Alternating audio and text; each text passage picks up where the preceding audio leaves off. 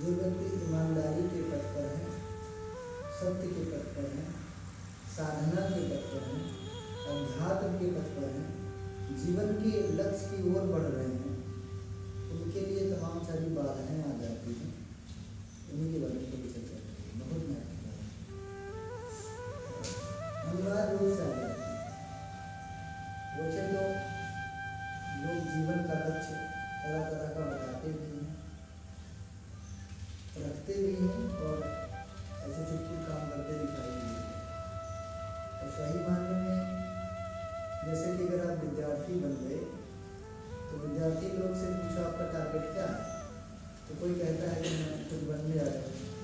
क्या बनना चाहते हैं? अभी डिसीजन नहीं लिया।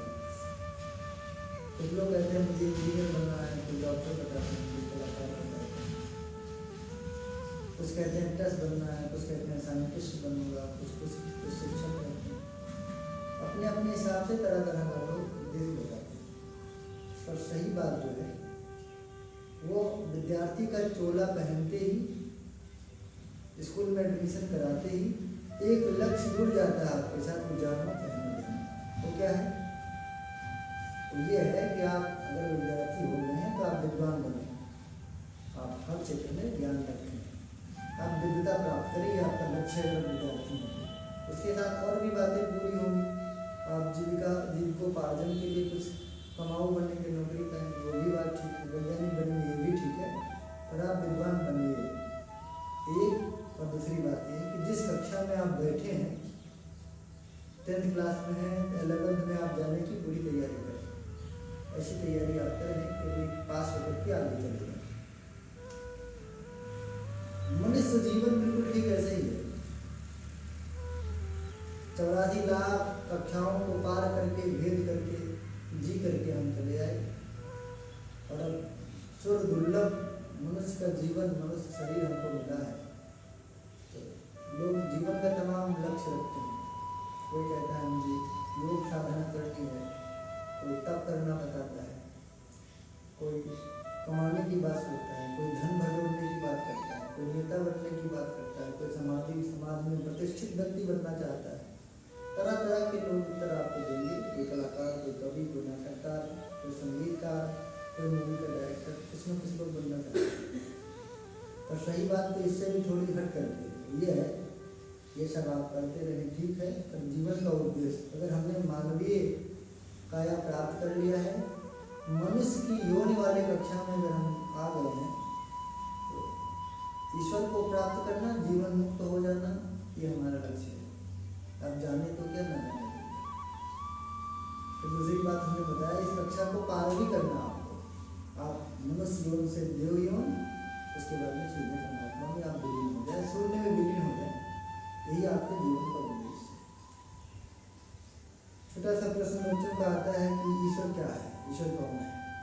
तो परम पूज्य गुरुदेव का दृष्टिकोण इसमें बहुत सटीक बैठता है और बहुत अच्छा लगता है।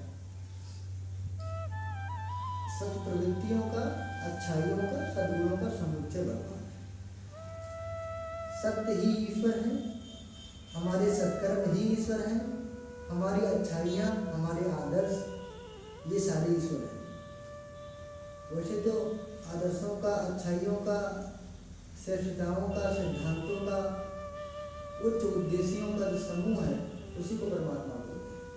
आदर्शों के समूह को परमात्मा बोलते हैं। इस आधार पर जहाँ जिसमें ये चीज़ें ज़्यादा मिले, क्या सत्य, क्या सत्कर्म, और क्या अच्छाई, और क्या आदर्श, और क्या ऊंचे उद्देश्य के लिए जीना और बढ़ने का भाव, कर्म, जहाँ ये मिले वहाँ उतनी मात्रा में परमात्मा विराजमान है, विद्यमान है। उतनी मात्रा में वहाँ उस व्यक्ति में आप ईश्वर का को अनुभव कर सकते हैं। तो ईश्वर क्या है? सद्वृत्तियों का समूह। हमें ये प्राप्त करना है, ईश्वर को प्राप्त करना है। इसी मार्ग से होकर के हम ईश्वर का निराकार स्वरूप है, उसी में हम जा सकते हैं। और समस्या क्या निकल के आती है? जब आप ईश्वर के पथ पर, भगवान के पथ पर, सत्य के मार्ग पर, ईमानदारी के मार्ग पर आगे बढ़ते हैं, अच्छाइयों के मार्ग पर आगे बढ़ते हैं, ऊंचे उद्देश्यों को पूरा करने के लिए आप आगे बढ़ते हैं, मानव के कल्याण, आत्म कल्याण विश्व कल्याण के लिए जब आप आगे बढ़ते हैं, तरह तरह की परेशानियां आपको आ जाएंगी।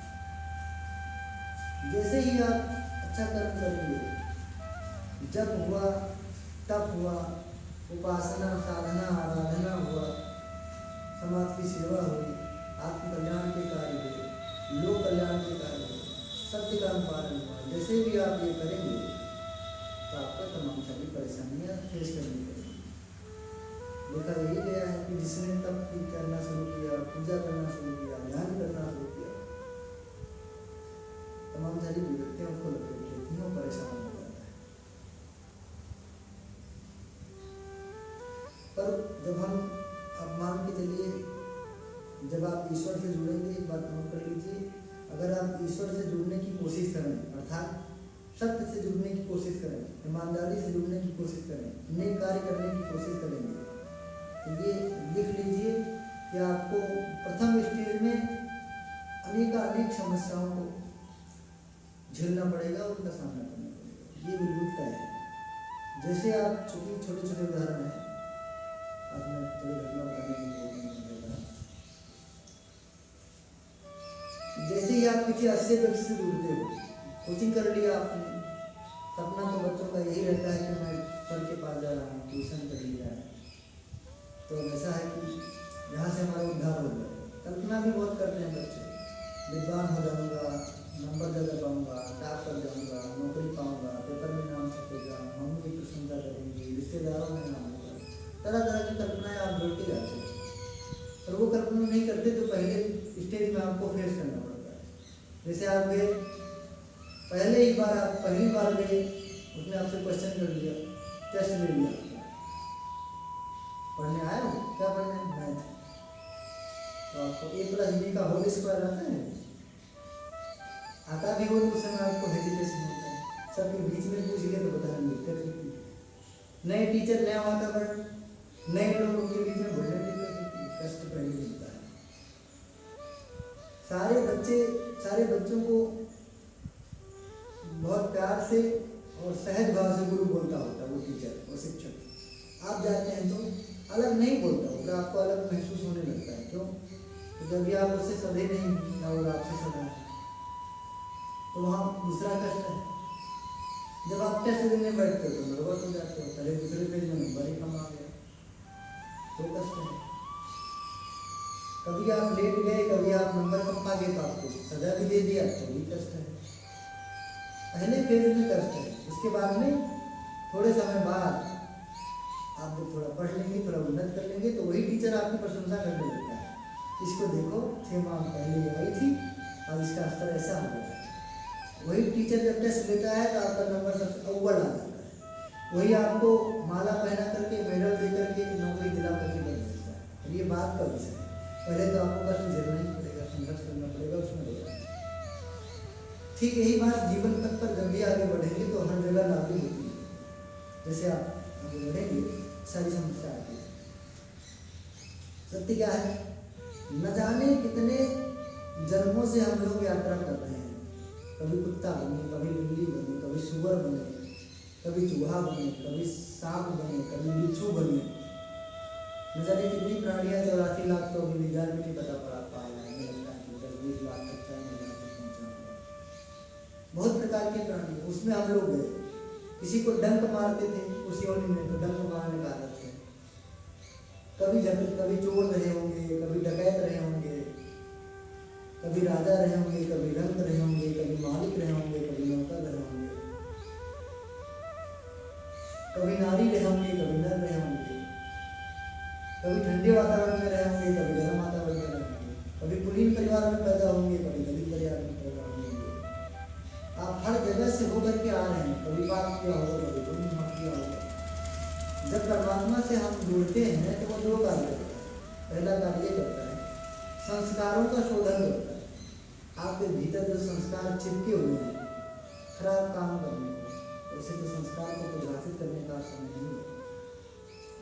पर एक लाइन में जाने संस्कार क्या है। संस्कार का मतलब होता है मन की गहरी आदतें, मन की गहरी आदतें, कार्य को करने की मन की गहरी जो आदतें होती है वो संस्कार। इसकी व्याख्या हम लोग क्लास में करेंगे कि संस्कार क्या होता है। बहुत सारी बारीकियाँ हैं, तो वो अगर आप चोरी कराए तो पूर्व जन्म में बिल्कुल चोरी ही करते फिरे तो अभी भी आपका चोरी करने में मन करता है। अच्छे वातावरण में भी चोरी करते बनता है। पिछले जन्म में अगर आप कामुक रहे हो तो अभी कामुकता ही सवार होती रहती है। पिछले जन्म में अगर आप लोगों से ईर्ष्या ही करते रहे हो तो इस जन्म में भी ईर्ष्या की आदत ही गहरी पड़ी है। आप पिछले जन्म में लोगों को बांटते फिरे हो तो बांटने का संस्कार ले आए आप। तो जन्म जन्मांतर के संस्कार जितने होते हैं उसका शोधन करता है, आत्मशोधन करता है। दूसरी बात, प्रारब्ध जो आपके हैं, जो आपने कर्म किया है, उसका जो परिणाम है वो आपको फटाफट देना शुरू करता है। जैसे आप भगवान से जुड़ेंगे, जब करना शुरू किए, तब करना शुरू किए, उसका नाम भजन और कीर्तन करना शुरू किए। परमात्मा से जुड़ने का मतलब सत्कर्म करना, सत्कर्म करने लगे, सच्चाई का पथ पकड़ लिए। सच्चाई का पथ पकड़ लिए तो परमात्मा का पथ पकड़ लिया, अपने परमात्मा का पथ लगा। वो क्या करता है, पहले आपके कुछ संस्कारों का शोधन करता है, प्रारब्ध की को घटाता है। उसी प्रथम सेकंड दूसरे जो फेज में तमाम कष्ट दे देता है। जो 1 साल बाद समस्या आने वाली होती है अभी दे देता है तुरंत।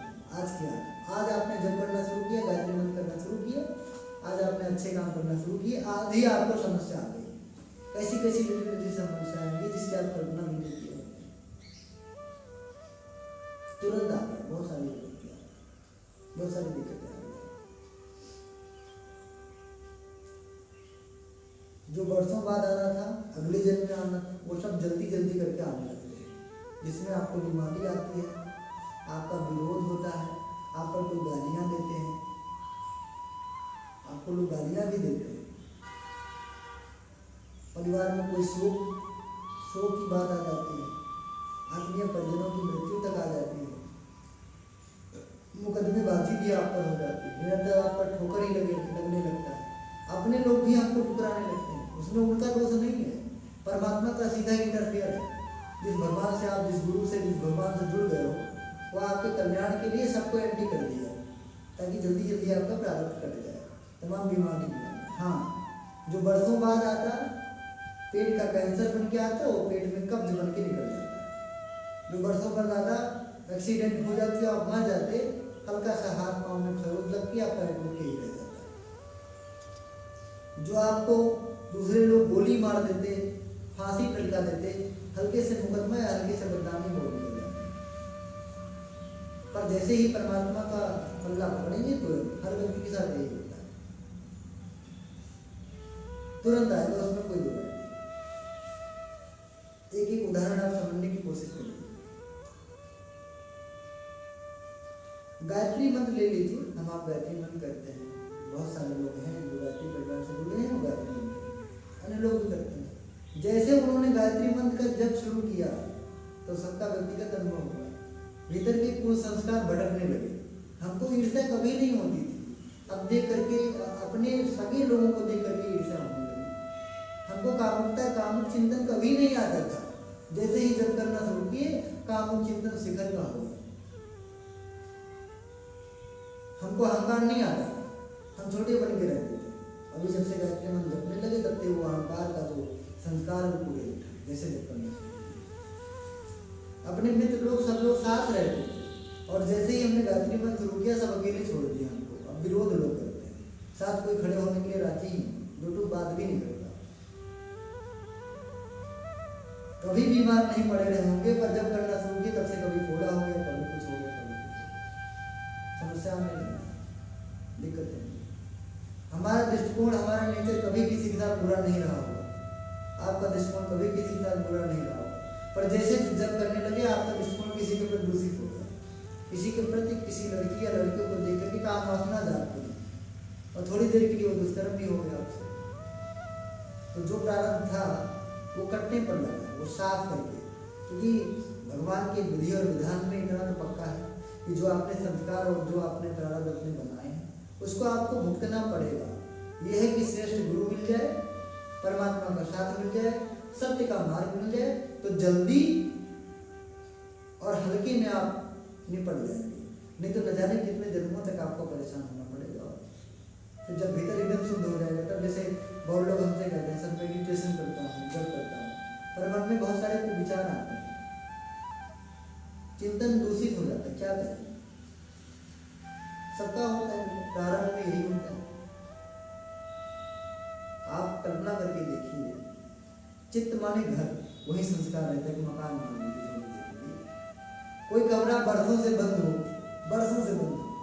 न जाने कितनी सदियां गुजर गई वो बंद है, और जब आप उसे खोलेंगे और खोल करके आप झाड़ू लगाना शुरू करो, वहाँ सफाई करना शुरू करो, तो ऊपर से मिट्टी सर पे गिर रही है, बगल से उड़ करके चेहरे पर लग रहा है, सारी गंदगी कहीं उड़ती है और उड़ करके हमारे सीधे ऊपर ही चली जाती है, बहुत परेशान होती है।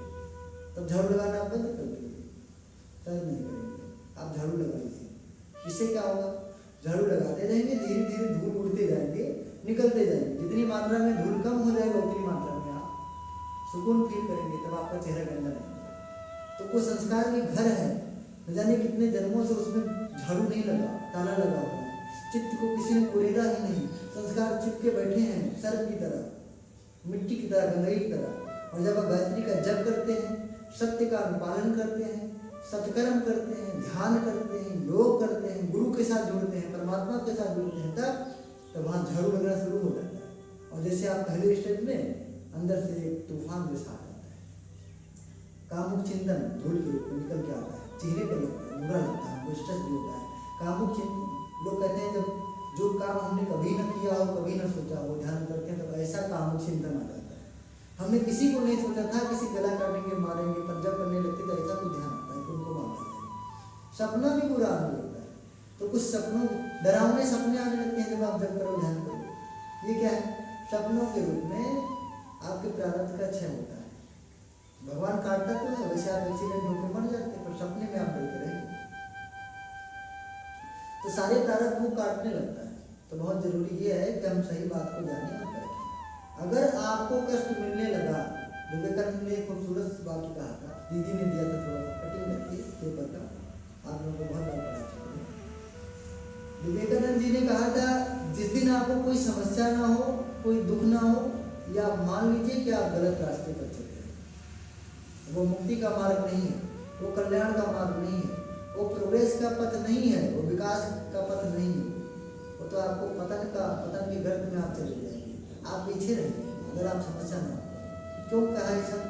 इसलिए कहा क्योंकि जन्म जन्मांतर के कष्ट और दुख आपको मिलने हैं, प्रारब्ध वही है। अब कट नहीं रहा इस समय, इसका मतलब हम कुछ ऐसा कर रहे हैं कि कट नहीं रहा, जब करेंगे तो करेंगे। ठीक है, छोटे छोटे लोगों को उदाहरण देते हैं। एक आदमी है, एक लेख हमने पढ़ा था, गायत्री मंत्र का जप करने शुरू करना शुरू किया, आज के 15 साल लगभग पहले जप करना शुरू किया, और जब वो जप करने लगे, गुरुदेव से जुड़ गए, तब क्या हुआ? तमाम झंझावात, वो अपने परिवार से लड़ पड़े, उनको गाली दे दी, उनको मार बैठे, पत्नी से भी तेज बोलने लगे, दुकान खोली तो उनकी दुकान भी नहीं चली, वो टूट गई। ईमानदारी करते थे वो, पर ईमानदारी में लोग क्या ग्राहक बहुत कम जाते थे। कभी कोई चीज घट जाए तो उसके लिए पैसे ही नहीं हो पाते, किसी का सामान ले लिया तो वो दे ही नहीं पाते, कहीं चले गए तो बेवजह उनको लड़की छेड़ने का आरोप भी लग गया, बदनामी भी हो गई, उनकी बड़ी पीड़ा हो गई। कभी उनके भीतर वासना आ गई तो कुछ उनसे गलती भी हो गई, तो बहुत परेशान हो गए, जा करके 10-15 साल तक पीड़ित रहे। लेकिन जब करते करते करते आज गुरु की कृपा है, अच्छी जगह वो पोस्टेड हैं और अच्छी जगह वो कार्य करते हैं, और सब ये जब के पहला फेज है, उसके बाद में अब धीरे धीरे वो बड़ा काम कर रहे हैं, और उनका नाम और कीर्ति भी बढ़ जाएगा। सुनने में आता है कि एक लड़का है, नाम राज अच्छा है, कभी उसका दोष नहीं था कि वो कभी कुकर्म करे, कभी गलत काम करे, पर जब वो अच्छी चीजों से जुड़ा, गायत्री मंत्र से जुड़ा, अच्छा काम करने लगा था, तब एक नेक और सरल और सीधा लड़का कुकर्म कर बैठा, गलती होगी, ये क्या है? उसका अपना कोई दोष है नहीं, इस जन्म का कोई दोष नहीं है, प्रारब्ध था। तो जब करने के बाद और गुरुदेव से जुड़ने के बाद आप इस तरह का कार्य करेंगे, जब आप बड़ी सत्ता से जुड़ेंगे तो पहले झंझावात आए, संकट आए, परेशानी आएंगी, ये मान के चलना कि मैं सही पथ पकड़ लिया, आप मेरे को दूरी कर दूँगा। अगर ये दिक्कतें आ गई तो मान लो कि मेरे जो है मेरा आत्मशोधन परिशोधन, आत्मा का परिशोधन होने लगा, आत्मकल्याण की ओर हम बढ़ने लगे, विकास का पथ पकड़ लिया। कितने लोग आप पर से जरा देखिए, जितने लोग गुरुदेव से जुड़े, पूर्णिमा जी को देख लीजिए, जब से वो गुरुदेव से जुड़ी तब से मम्मी का ये हाल हो गया कि उनको ऑपरेशन करने की सूचना हो गई, ऑपरेशन कराना पड़ेगा, बेचारी बहुत परेशान। जब तक अब तक तो बीमारी ही थी, तब तो ऑपरेशन करने की बात आ गई। और एक दीदी को जरा देखिए, उनके यहाँ का समस्या है, उनके यहाँ भी मम्मी का ऑपरेशन करने का रिजल्ट आ गया। जैसे उन्हें जब की मात्रा बढ़ाई, सत्कर्म करने लगे, ईमानदारी अपनाई, ऐसे परेशानी ये क्या है? परिशोधन, आत्म परिशोधन। प्रारब्ध कट रहा है, हल्का हो रहा है, ये समस्या है। छोटी छोटी घटनाएं बताएंगे, समझ में आएगा। स्वामी विवेकानंद को जरा देखिए, एक बहुत ही संभ्रांत परिवार में, कुलीन परिवार में, सुशिक्षित सुसंस्कारित परिवार में पैदा हुए। पैसे की कोई कमी नहीं थी, कोई समस्या भी नहीं थी। माँ उनके घर, पिता उनके घर, चाचा उनके घर, परिवार बिल्कुल भरा है, पिता नौकरी करता है, कोई दिक्कत नहीं। और उनके भीतर जिज्ञासा थी कि परमात्मा ही सब कुछ है, वो कैसा है, कहाँ है, लोगों से जानना चाहते थे। लेकिन वो यही जान के रह जाते, परीक्षा पास करके नौकरी करके रह जाते, पर परम सिद्धि प्राप्त किए और पूरे विश्व में अपना भारतीय संस्कृति को, भारतीय धर्म को फैलाया।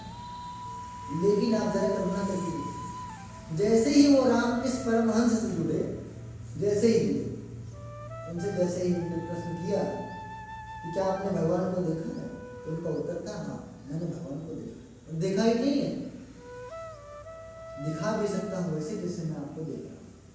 यही नहीं, मैंने बात भी करी है और बात करा भी सकता हूँ वैसे जैसे मैं आपसे बात करूँ। उनके जिज्ञासा का शब्दों में समाधान हो गया, अनुभव तो अभी नहीं किया।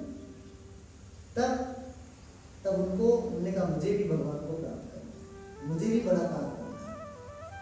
और उनका व्यवहार रामकृष्ण परमहंस का इतना सुंदर था, अपने हाथ से उनको खिलाते थे। लव एट फर्स्ट साइड वाली बात हो गई, एक झलक में उनसे प्रेम होसा हो गया, उनको देखे बगैर रहा नहीं जाता, जाते थे। उसके बाद में रामकृष्ण परमहंस ने उनको विश्व विख्यात बनाने के लिए, भारतीय संस्कृति को विश्व में फैलाने का निमित्त बनाने के लिए, उनको सारी क्रेडिट दिलाने के लिए, पूरी शक्ति और सिद्धि देने के लिए प्रयास किया। उसमें पहला प्रयास क्या था?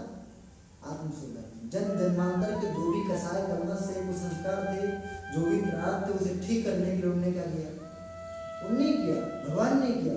उनके परिवार में एकदम आफत आ गई, माँ मर गई, पिता की नौकरी छूट गई, पिता मर गया, बहन ने फांसी लगा लिया, चाचा ने मुकदमा कर दिया, सारी जमीन अपने नाम कर ली, कितनी विपत्ति आ गई, बहुत विपत्ति आ गई। दिन रात रोते परेशान, बहुत।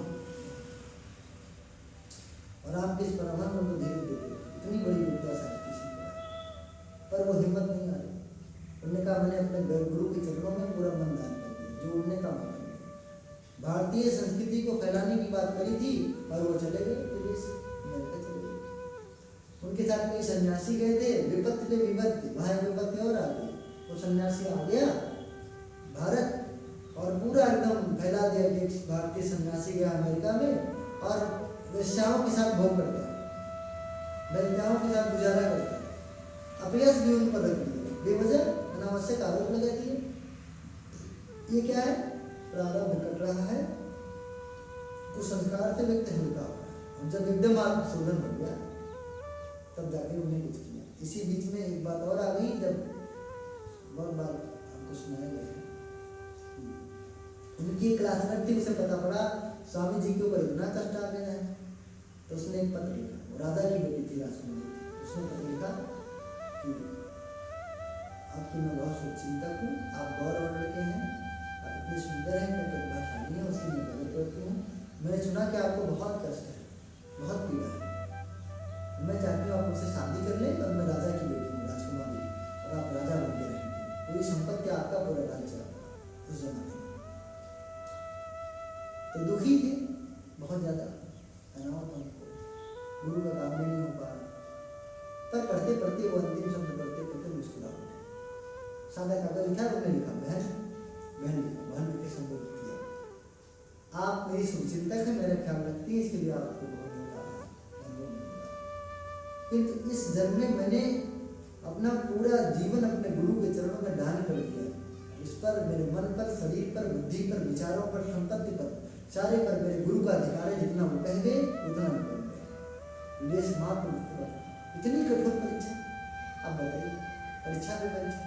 और जब पूरी तरह से ठोक बजा दिया रामकृष्ण परमहंस ने, तब पूरी शक्ति दे दी, शक्ति दे दी, उनके पास थी नहीं। तब वो अमेरिका में उन्होंने संभाषण किया, भाषण दिए, पहला शब्द बोला। पहले तो उनको जब खड़ा किया गया तो कांपते थे, एक बार आगे बैठ गए। पहली बार बोलना था, उनकी ताई बेट वालों के बीच में आप अलग से दिखते हैं, सन्यासी जैसे अजीब लगते थे। पहली बार तो अपने बलबूते बोलने गए, तो गुरु ने कहा चलो बोल देते, पर उनसे बना नहीं। उन्होंने कहा मुझे बाद में बुलाया, और जब उनको बाद में बुलाया गया तब भी वो कांपते थे, थरथराते थे, पसीना हो रहा है, उनको कुछ सूझ नहीं पड़ा। तब उस गुरु को ध्यान किए जिसको अपना जीवन दे दिए थे, उस परम शक्ति को, परम ब्रह्म को उन्होंने ध्यान किया। थोड़ी देर बाद में उसकी चेतना उनके हृदय में समा गई। मुख खोला तो विद्वता वो शिखर का अनुभव कर दिया। लगातार 12 दिन तक उन्होंने लेक्चर दिया, मतलब नॉन स्टॉप नहीं, पर बुला बुला के लोगों ने सुना, और बहुत पूरे भारत की संस्कृति को विश्व के फलक पर एक ही झटके में उठा पहुंचा दिया। इतनी सफलता प्राप्त करनी है तो झंझावात भी उससे कम नहीं है किसी भी, थोड़ी ऊंचाई तय करनी है तो बड़ा काम। मैं ये बोल रहा था, जैसे ही बड़े व्यक्ति से आप जुड़े, अच्छे कार्यों से जुड़े, तो आप नोट कर लें कि विपदाएं तुरंत आनी शुरू हो जाएंगी। अगर विपदा ना आई तो संघर्ष मुझे बहुत करना पड़ेगा, उतना करना पड़ेगा जितना हमें कभी कल्पना भी नहीं करी थी, और इसके लिए आप तैयार हैं। सब कुछ मिलता हुआ चला जाए, अंतिम शिखर तक आप परीक्षा देना, तो कुछ संस्कार जो भीतर थे वो खोलते हैं। अगला मैं आपको उदाहरण दूंगा इसी संदर्भ में, ताकि आप समझें। आपने विश्वामित्र का नाम सुना होगा, सारे लोग परिचित हैं, विश्वामित्र का नाम सुना होगा।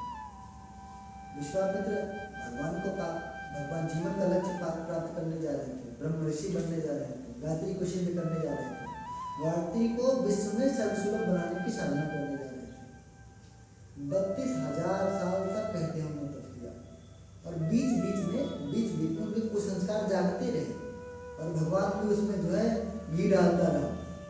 कभी तो वो पता नहीं कौन कौन सी अप्सराओं को भेजता रहा परीक्षा लेने के लिए, आती नहीं अप्सराएं, पर जैसे ही आती तो प्रयास करते कि मैं कैसे करके रुका। परंतु में जब मेनका आई था, मेनका आ गई, एक संस्कार अंदर का चिपका हुआ था, वो जग गया। और उनके साथ एक जो है सन्यासी, एक तप करने वाला, एक योग करने वाला व्यक्ति अलग सा व्यवहार किया, उनसे उनको प्रेम हो गया, उनसे उनको एक या दो संतान, सामुदायिक संतान, एक बेटी शायद ये संतान मुझे पता नहीं, पर उनको एक संतान उससे हुआ। बताइए, तब उनको होश आया। ये क्या है, 32,000 साल तक तप करने के बाद एक संस्कार कहीं चिपका था, वो निकल रहा है, तो वैसा क्रम उनसे बन पड़ा। उसमें इंद्रदेव ने परीक्षा ली। लोग कहते हैं ये बात ठीक है, पर ये अगर उनके भीतर वो संस्कार चिपका ना होता तो वो परीक्षा न लेता। राम किस परमहंस का उदाहरण ले, उनके भीतर सारे चित्त की शुद्धि हो गई, सारे वो संस्कार काली जी की साधना में, योग साधना में जल खाक हो गए। तब जो कुछ व्यवसायिक पंडित वर्ग जो थे, पंडा वर्ग थे, उनसे उलझना होने लगी। तो कहते हैं 12 वेश्याओं को उनके यहाँ भेजा परीक्षा लेने के लिए। जब 12 वेश्याएं उनके यहाँ भेजा, उन लोगों ने हर स्तर से इनको जो है परेशान करने का, उनको पतन में डाल देने का पूरा प्रयास किया, पर इन्होंने उन सब में माँ काली का दर्शन किया, सब में काली का दर्शन किया, दंडवत प्रणाम किया। तब थोड़ी देर बाद उन्होंने चेतना आई वापस, तो लोगों ने इनको प्रणाम किया और उनकी परमानेंट शिष्या बनाई। बताइए, एको को संस्कार चिपका नहीं था। अगर एको को संस्कार चिपका होता तो वेश्याओं के आगे वो भी पिघल गए, परेशानी होगी। तो चित्त की शुद्धि के लिए लगातार दुख, लगातार परीक्षाएं, लगातार बदनामी, लगातार अपयश आता रहता है।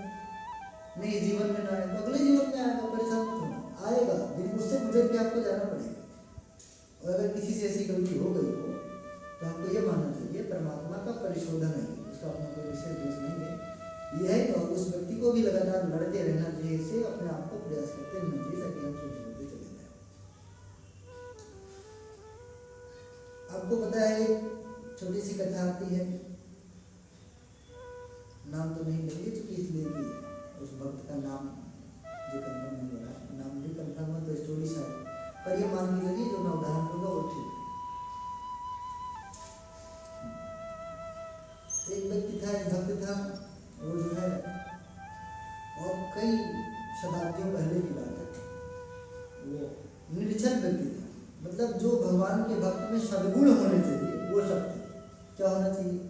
ईमानदार हूँ आप, कर्मठी हूँ आप, संयमशील हूँ आप, स्त्रियों के प्रति आपका दृष्टिकोण पवित्रतम होना चाहिए, सत्य के अनुपालन करता हूँ आप, दूसरों के दुख दर्द में आप सहायक हुआ। ये भगवान के भक्त का गुण है। आपको दीन दुखियों को देख के दया आनी चाहिए और जो आपसे गुण बड़े करने के लिए आप तत्पर हैं, तो वो सारे भगवान के गुण, भगवान के भक्त होने का सारा गुण है। तो जब उस जमाने में खाने पीने के लिए उस क्षेत्र में ज़्यादा वस्तुएं तो थी नहीं, तो वो जो है ये क्या बोलते हैं, मांस बेचते हैं, मांस बेचते हैं। पर दया हर प्राणी के प्रति उसके भीतर दया थी, तो वो काटता नहीं था, ला करके देता था, इसी से उसका अपना खर्चा चलता था। पर किसी ने पैसा दिया तो दे दिया, कम दिया तो दे दिया, बड़ी उदारता को। एक ब्राह्मण एक दिन उसकी दुकान पे आया, देखा वो जिस पत्थर से तोड़ रहा है वो शालिग्राम पत्थर है, उसकी तो पूजा लोग करते हैं। उसे बड़ा बुरा लगा, डांटा फटकारा, बोला और पत्थर नीचे लगा। सुबह शाम उस पत्थर की उसने आरती करी, पूजा किया, और आरती और पूजा करने के बाद रात में भगवान शालिग्राम उसके सपने में प्रकट हो गए। उन्होंने कहा तुम ले आया हो, सवेरे आरती करोगे, फूल चढ़ाओगे, अच्छा करोगे, तुम्हें जीवन के परिशोधन से और ईमानदारी से और इंसानियत के गुणों से मतलब ही नहीं, तुम ले जाके पत्थर उसी को दे आओ, उसका स्पर्श पा करके, उसका साथ पा करके भी मुझे अच्छा लगता है, मुझे यहाँ नहीं। बड़ा आश्चर्य हुआ उनको, मैं पूजा पाठ करता हूँ, मांस बोलता है तो उसको पसंद करके वो जो है पत्थर ले जाकर के वापस दिए। तो कहा महाराज जी आप पत्थर ले आए क्यों? तो मैंने कहा ये भगवान है, वो आए थे सपने में, ऐसा जगाए गए, तो उसे बड़ा पश्चाताप हुआ, आज तक मैंने भगवान को रख करके और मांस में तो इतना पाप किया, पश्चाताप के मारे, अफसोस के मारे एकदम एकदम बिल्कुल भाव विवल हो गया। उसने उसी दिन मांस बेचना छोड़ दिया तुरंत। अब क्या हुआ? अब यह है कि वो मुक्ति के मार्ग पर चलना शुरू हो गया, परमात्मा से ठीक रूप में जुड़ गया। भीतर जैसे पश्चाताप आता है कि मैं गलत मार्ग पर था, धर्म तोड़ने के मार्ग पर था, लोगों को पीड़ा देने के मार्ग पर था, पर सत्य के पथ पर और जीवन लक्ष्य को नहीं पा रहा था। जैसे आप जिस क्षण ये बोध आपको आ जाए, पश्चाताप आ जाए, उसी समय आप परमात्मा से जुड़िए, उसी समय पहले आप पर भी विदाई आएगी। कैसी विदाई की तरह देखिए, वो जो है चल पड़ा और सोचा अब मैं काशी विश्वनाथ का दर्शन करने जाऊंगा। साधन तो थे नहीं उस जमाने में, पैदल चल पड़ा। कई दिन लग गए, महीनों लग गए, आधे रास्ते में पहुंचा। एक रात कहीं किसी गांव में रुका, सोचा ठहर जाऊं, रात को इधर एक महिला थी, तो उस महिला के से निवेदन किया कि मुझे आज रात में गुजार लेने दीजिए। उसने एक घर के बिल्कुल द्वार के सामने झोपड़ी थी, उसी में उसे कहा रहने के लिए, कहा बिस्तर दे दिया, कपड़े दे दिए। महिला भी ठीक थी, अच्छी थी, निश्चल भाव की थी, दे दिया, नहीं तो कोई रुकने क्यों देगा, ठीक आदमी रहा होगा तभी नहीं। थोड़ी देर में रात बीत गई, खाना खा के सो गए, लगभग आधी रात बीत गई होगी। एकाएक उस महिला की वासना अंदर से जाग गई, और वासना जागी, पति भी उसका घर पे था, तो वो डायरेक्ट पूछ करके इसके पास चले गए। उसने इनसे निवेदन किया कि आप मेरी काम तृप्ति करें, इसका उसने निवेदन किया। बड़ी कामुक हो गई उसी समय। तो उन्होंने कहा मैं तो आपके साथ ऐसा नहीं कर सकता, आप देवी हैं, आप देवी हैं और मैं भक्त हूँ, भगवान का दर्शन करने जा रहा हूँ, ऐसा नहीं कर सकता। तो उसने कहा बिल्कुल आप करें। हर प्रकार से उसने कहा, नहीं माने। उसने कहा आपको ये डर होगा कि मेरा पति है ना घर पे, आप परेशान मत होइए। उसने कहा आप परेशान मत होइए। मैंने उसका गला काट दिया, इतना निर्मम कार्य किया, कहा मैंने गला काट दिया उसका, परेशान मत होइए, वो कुछ कहने वाला नहीं। आप मेरे साथ भोग विलास करें। फिर भी उन्होंने कहा नहीं, मैं ऐसा नहीं कर सकता, आप देवी हैं, मैं आपको देवी मानता हूँ और हर स्त्री को मैं देवी ही मानता हूँ, माँ मानता हूँ, बहन मानता हूँ। तब भी नहीं मानी वो। उसने कहा अगर ऐसा नहीं करते हैं तो अभी मैं जो है शोर मचाऊंगी और पूरे गाँव वालों को इकट्ठा करूंगी, कहूँगी मेरे साथ दुर्व्यवहार कर रहे हैं। शोर कर दिया उसने, शोर कर दिया। स्थिति यह हो गई कि 2-3 गांव के लोग इकट्ठे हो गए, खूब डांटा, खूब गाली दिया, खूब चिल्लाए इस पर लोगों ने और खूब मारा। और मारा ही नहीं, दोनों हाथ काट लिए। तो बेचारे बहुत लोग, बहुत पीड़ा से, बहुत दोनों हाथ काट लिए। फिर भी इनने उस महिला को कुछ नहीं कहा, क्योंकि उसे इन्होंने देवी कहा।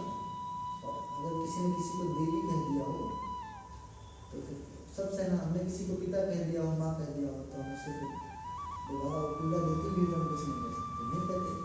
हमारी भारतीय मर्यादा है, भारतीय संस्कार, भारतीय संस्कृति। तो उन्होंने कुछ नहीं कहा। उधर काशी विश्वनाथ मंदिर में जो पुजारी रहता था, उसको रात को स्वप्न आया। कौन सा स्वप्न आया? कि मेरा भक्त परीक्षा दे करके आ रहा है, सारे कुसंस्कारों को जला करके आ रहा है, सारा प्रारब्ध उसका कट गया है, जाओ उसे तुम रिसीव करके जाओ, पालकी लेके जाओ, उसी में बैठा करके सामान लेकर आना। चले गए, भगवान का आदेश चला है। जब पहुंचा तो देखा, पहचान भी भगवान ने बताया था कि दोनों हाथ उसका कटा है। आए देखे पालकी लेकर के, तो उन्होंने इनसे निवेदन किया आप पालकी में बैठे, चले दर्शन करने के लिए। भक्त ने हाथ जोड़ा, मैं नहीं जा सकता, मैं तो भगवान का दर्शन करने जा रहा हूँ और पूरा सवारी करके जाऊँगा, पहले रहता है करके क्यों नहीं जाऊँगा? तो उन्होंने कहा नहीं, भगवान सपने में आए थे, ऐसा कह गए कि आप आए और जो है बैठ करके इसमें मना कर दिया। फिर भी जब कहा, भगवान ने कहा तो ठीक, तो बैठ के चले। जैसे भगवान के सामने पहुंचे, भगवान की मूर्ति के सामने बैठे, जिसको हम बहुत मानते हैं ना, उसे शिकायत करनी होती है, हम पहुंचे तो हालत क्या है, कहता उसे पीट दूँ ना, हाथ पकड़ लूँ, पाँव पकड़ लूँ, रो लिपट जाऊँ, मारूँ, प्यार करो, डांट प्यार करो, सब कुछ आता है, जिसे बहुत लगा रखता हूँ। भगवान भी चाहते हैं तो बहुत रोने लगे। जैसे ही तस्वीर भगवान की देखी, खूब रोए, इतना रोने लगे, खूब आंसू बहे, कपड़े उनके उठ गए। कहा भगवान मुझे बताओ कि मैंने क्या गलती करी थी, मैंने मुझे देवी तो कहा था, उसने स्वेच्छापूर्वक मुझे अपने यहाँ रुकने को कहा था, तो मैंने क्या दोष किया कि मेरे लोगों ने हाथ रख दिया, मुझे बहुत पीड़ा, मुझे इसका उत्तर दीजिए। शाम का समय हो गया, लेट गया, भगवान इसके स्वप्न में आए। भगवान ने कहा देखो ऐसा है कि पिछले जन्म में तुम थे साधारण किसान, सीधे साधे, बहुत ज़्यादा विवेक नहीं करता, मेहनती थे पर ज़्यादा पढ़े लिखे नहीं थे, सीधे साधे थे। और तुम्हारे खलियान में कसाई के घर से गाय भाग करके आई, तुड़ा करके चली गई, वहाँ भाग कर आई। कसाई ढूंढते ढूंढते आया और आपने उस गाय को पकड़ने में मदद करी थी, दोनों हाथ से उसकी गाय के गले में आपने रस्सी बांधी थी, तब वो पकड़ा गया और कसाई ले गया, उसने गला कर दिया, उसको मांस बेच दिया। और ये जो जन्म है, इस जन्म में वो जो गाय है वो महिला है, जो कसाई है वो उसका पति है, और तुम किसान, तुमने दोनों हाथ से रस्सी बांधी थी, दोनों हाथ काटा गया। कसाई ने गला काटा था, उसका जो पति है उसका गला काटा गया। और गाय काटी गई थी तो गाय ने पूरा बदला लिया, उसका अपना कोई विशेष दोष नहीं। तो कब कौन से संस्कार कर्मों के हमारे उदय हो जाए और कहाँ लेके जाए, कहाँ भटकने, कुछ पता ही नहीं। अक्सर लोग कहते हैं शादी ढूंढ रहे हैं, शादी करेंगे, ये करेंगे। शादी आप अपना कर्तव्य निभा सकते हैं, पर जो जन्म जन्मांतर का साथी है, जिसके साथ आप बनाए बिगाड़े होंगे, वो मिल जाएगा। कर्तव्य आप निभाते रहिए, पर वही आएगा, वो किसी जगह बैठी हो। इसी संक्षेप में कहानी निकल के आती है जो आपको सुनाई थी। गायत्री परिवार के ही बंधन एक गए थे जो है शादी कराने के लिए, वहाँ देखा दूल्हा नाराज हो गया, क्या मुझे कार चाहिए और अभी चाहिए, जब कार देंगे तब मैं शादी करने नहीं दूँगा।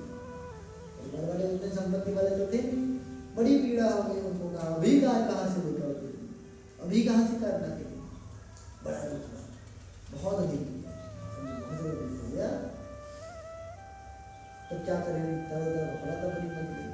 उसी में वो दूल्हे के कोई रिश्तेदार भी गए थे, पिता भी।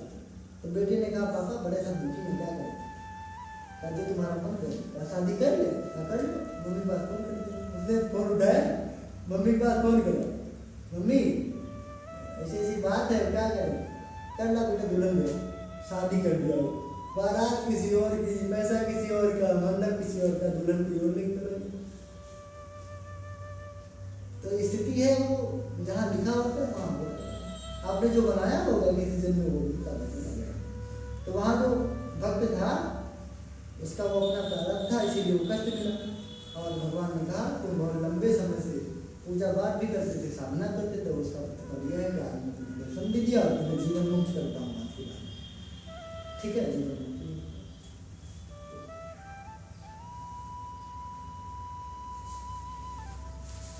तो इन सारी घटनाओं को आपने सुना। एक घटना और आती है कि कब किसका संस्कार कहाँ कौन सा उदय हो जाए। हमने पहले भी कह दिया, आप जब करते हो, आप सत्य का पल्ला पकड़ लिए हो, आप पूजा पाठ करते हो, भगवान का सुमिरन करते हो, आप नेक कार्य करते हो, तो आप घबराइए मत। पहले दूसरे तीसरे फेज में आपकी जो पीड़ा है वो प्रारब्ध ही है।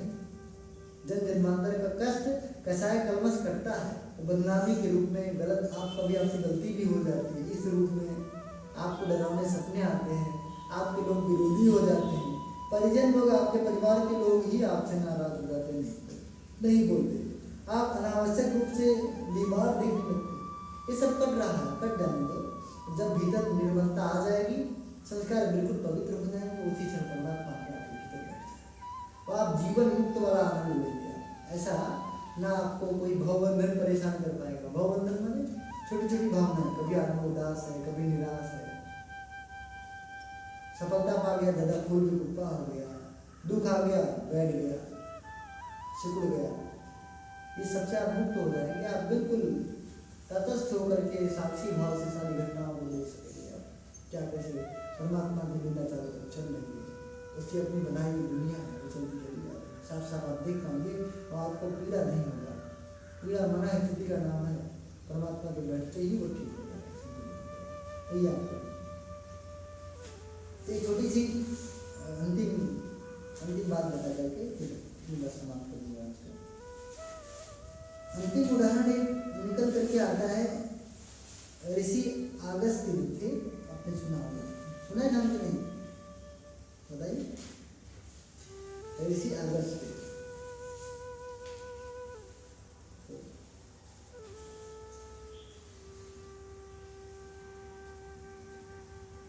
ऋषि अगस्त्य थे और एक चक्रवर्ण ऋषि करके थे। चक्रवर्ण राजा थे, चक्रवर्ती राजा थे, चक्रवर्ण करके, हो सकता है नाम में कुछ मिस्टेक न करके चक्रवर्ण राजा थे। तो वो सारा राज भोग चुके है ना, सारा राज भोग चुके, राज चला चुके, सब सुख ले चुके। उनको एक समय याद आया कि लाओ जो है, अब मैं जिस शिष्य बनना चाहिए, किसी को गुरु बनाना चाहिए और जीवन का जो अंतिम लक्ष्य है परमात्मा को प्राप्त करना, उसको चलना चाहिए। ऋषि अगस्त्य के पास गए, तुमने कहा भगवान प्रभु हमें आप अपना शिष्य बना लें। उनने कहा अभी समय नहीं, अभी तुम्हारी समय नहीं। 12 साल तप करने के बाद गए, 12 साल तप किया, तब करके उन्होंने अपने आप को उस लायक बनाया कि मैं शिष्य बन जाऊँ, परमात्मा को प्राप्त करूँ। 12 साल तप करने के बाद जब गए तो उन्होंने कहा ऐसा है कि अभी तुम्हारा समय नहीं है। बड़ा उनको अजीब लगा कि मुझे शिष्य ही नहीं बनाने के लिए राजी, 12 साल तप करके गए। जाने के बाद उनने फिर से एक शादी करी, शादी हो गई, उनके बच्चे हो गए और एक दुर्घटना घटी जिसमें उनकी पत्नी उनके बच्चे भी मर गए। ये बहुत दुखी हुई, इतना रो रहे थे, इतना रो रहे थे जिसका कोई जवाब नहीं। बहुत तकलीफ, और इतना तकलीफ में थे। उसी समय से अगस्त पहुँच गए। वो इतना दुख था, इतना समय बीत गया था कि वो जान भी नहीं पाए कि वही भगवान उनके पास में गया। उन्होंने कहा आप पहचानते हो मुझे? कहा नहीं भगवान बताइए। कहा मैं ऋषि अगस्त, तुम गए थे मेरे पास से बनने के लिए ना, चलो आज तुम उस लायक हो गए, आज तुम शिष्य बन गए। मैंने कहा जब 12 साल तक किया तब तक शिष्य नहीं बना है, अभी अपने बच्चे फिर से हो गए, हमारे शादी कर ली, बच्चे हो गए, संभल भी गए, मैं दुखी हूँ, तब मुझे शिष्य बना। उन्होंने कहा यही एक प्रारब्ध आपका बचा था, तब आपने किया इसीलिए वो आ गया, तब न करते तो अगले जन्म में आता है, तब किए इसीलिए इस उम्र में भी आप दोबारा विवाह करके संतान में वो भी मर गया, एक प्रारब्ध ये बचा था वो कर गया, तुमसे से बनने के लायक हो, आप परमात्मा को प्राप्त कर सकते। भगवान महावीर की कथा आती है, आपको बताऊंगा। भगवान महावीर बैठे थे, समाधि के लिए प्रयास कर रहे थे ताकि वो जो है तुरीय अवस्था में चला जाए, कैवल्य को प्राप्त हो जाए। सब तो मैंने बोल दी, योग से संबंधित सब है, कैवल्य को प्राप्त हो जाए, समाधि को, परमात्मा को, उससे जो है बुद्ध मिलते हैं, बुद्धत्व को प्राप्त परमात्मा को। तो उसमें उनका समाधि टूट जा रहा, क्या कारण है कि समाधि नहीं लग पा रही। तो गहरे ध्यान में गए, और ध्यान में जाने के बाद भैया कौन सा प्रारंभ रखा है, तो गहरे ध्यान में गए, देखा कि जन्म में वो पिछले जन्म थे राजा, और एक जो है वो था उनका नौकर, वो वहीं शायद गिटार वगैरह कुछ बज रहा था, तो सुन करके वो इनको बेना कर रहा था महावीर को, राजा थे तो ये आराम से सो गए, वो भी उन्हीं के बिस्तर पर सो गए। जब वो देखे उठे तो देखा कि बड़ी विडम्बना वाली बात है, ये मेरे बिस्तर पे सो गया, ईगो, मैं राजा हूँ, और फिर भी बड़ा बुरा लगा। 2 शीशा था, तोड़ करके उसे दोनों कान में घुसेड़ दिया, दोनों कान में बहुत ब्लड, बहुत तकलीफ थी। इसका प्रारब्ध अभी उनको बाकी था, मिला नहीं। तब उनने गहरे ध्यान में जाकर के महापुरुषों का, बड़े लोगों का, सिद्ध लोगों का, योगियों का यही खासियत है कि अपने प्रारब्ध को बुला सकते हैं और शरीर को समय और स्थान, शरीर को छोड़ने के लिए तय कर सकते हैं, कब मरूं, कितने बजे मरूं, वो अपने हिसाब से तय कर सकते हैं, उनके लिए दिक्कत नहीं। उन्होंने वो प्रारब्ध बुलाया, देखा, उसको बुलाया। वो तो वहीं थोड़ी दूर गाँव में पैदा हुआ था, भेड़ चराता था, वो भेड़ चराते चराते यहाँ चला आया, देखा महावीर चुपचाप बैठे हैं, 2 दिन का बुलाया नहीं सुने, अनोखी लकड़ी लगी तब में घुसे दी। अब ब्लड बहने लगा, इनको दुख हुआ, और जैसे ही ये प्रारब्ध कटा, इनको इतना जो प्रारब्ध लिखा था मिल गया, तुरंत उसी क्षण वो समाज में चले गए, बुद्धत्व को तुरंत प्राप्त। तो जो हमारे कुछ संस्कार हैं बीच बीच में वो आने आते रहते हैं,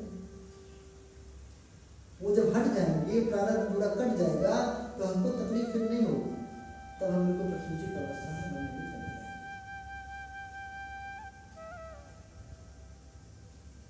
इस तरह से आप समझें, और आप जब भी आप जप कर रहे हैं, गायत्री मंत्र कर रहे हैं, सत्कर्म कर रहे हैं, तो मान के चलिए मैं इस पद पे अकेला हूँ, अब सारे लोग मेरे विरोधी हो जाएंगे, मुझे बीमारी आएगी, मुझे परेशानी आएगी, तनाव आएगा, मेरे भीतर कुसंस्कार भी जगेंगे, ईर्ष्या आएगी, द्वंद्व आएगा, कामुकता भड़केगी, हो सकता है मुझसे कहीं कुछ गलती भी हो जाए, ये सब आएंगे, तो भागिए मत, छोड़ देंगे तो, जब करना बंद कर दे तो फिर वो चिपक जाएगा, निकलने दीजिए, आप जब करे करते रहिए, ध्यान करते करते ही रहिए, और धीरे धीरे निकल जाएगा, और जब सब छाने धूल उड़ जाएगी, कमरा बिल्कुल स्वच्छ होता है, तो परमात्मा उसमें बैठ जाएगा, तो जीवन लक्ष्य, जीवन मुक्ति वाला जीवन मुक्त होते हैं।